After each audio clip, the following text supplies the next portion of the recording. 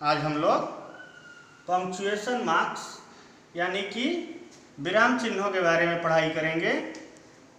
तो सबसे पहले हम लोग विराम चिन्हों को परिभाषित करते हैं कि विराम चिन्ह का मतलब क्या होता है।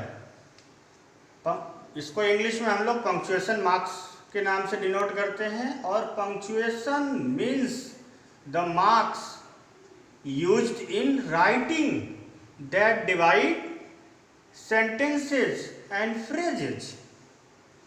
We use these marks in sentences to make their meaning clear.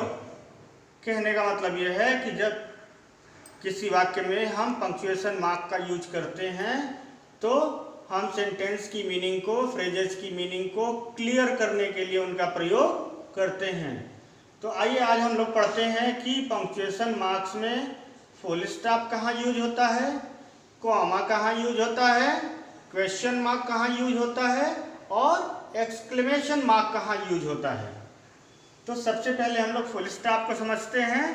जैसे और सेंटेंस, फुल स्टॉप का मतलब होता है ये वाला विराम चिन्ह, और इसको इस तरह से हम लोग डिफाइन करते हैं कि a sentence always begins with a capital letter and ends with a full stop। और ज़्यादातर मामलों में जो हमारे assertive सेंटेंस होते हैं वहाँ पर हम लोग फुल स्टॉप का यूज करते हैं, या जो हमारे इंपेरेटिव सेंटेंसेज होते हैं वहाँ पर हम लोग फुल स्टॉप का यूज करते हैं।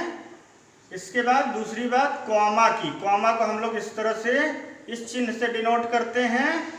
और the comma is used to show a little pause, यानी कि हल्का विराम के लिए हम लोग कॉमा का प्रयोग करते हैं। इसको थोड़ा और समझते हैं कि कॉमा का प्रयोग कहाँ कहाँ पर किया जाता है। पहली बात है to separate a series of words in the same construction. जैसे उदाहरण से समझते हैं कि he is handsome, kind and intelligent. जो लास्ट वाला गुणधर्म आएगा वहां पर एंड लग जाएगा कॉमा की जगह, और बाकी जो आएंगे वो एक सेंटेंस में वहां पर ये कॉमा का प्रयोग किया जाएगा। इसी तरह से to separate each pair of words joined by and. जैसे these items are available in black and white, फिर कॉमा लग जाएगा रेड एंड येलो। तो ये पेयर ऑफ वर्ड्स हैं, black and white, red and yellow, और इनके बीच में हम लोग कॉमा का प्रयोग करते हैं। इसी तरह से to mark of words used in addressing people. जैसे how are you Mohan, how are you Sunita, how are you Geeta. तो वहाँ पे हाउ आर यू के बाद कॉमा लगेगा और उसके बाद वो नाउन आएगा या कोई जो वर्ड रहेगा वो आएगा, और लास्ट में हम लोग इसमें जो वो होता है इस तरह के वर्ड वाक्य होते हैं वहाँ पर हम लोग क्वेश्चन मार्क का प्रयोग करते हैं। यहाँ कॉमा लगाते हैं और यहाँ क्वेश्चन मार्क का प्रयोग करते हैं अगर इस तरह के सेंटेंसेज आते हैं तो। इसी तरह से क्वेश्चन मार्क ये भी एक पंक्चुएशन मार्क है। The question mark is used after a direct question. जैसे what are you doing, where are you going, how are you. तो अगर यहाँ ये नाउन नहीं रहता तो यहाँ ये कॉमा लगने के बजाय क्वेश्चन मार्क लगा होता। जैसे यहाँ लग रहा है how are you, where are you going, how do you do.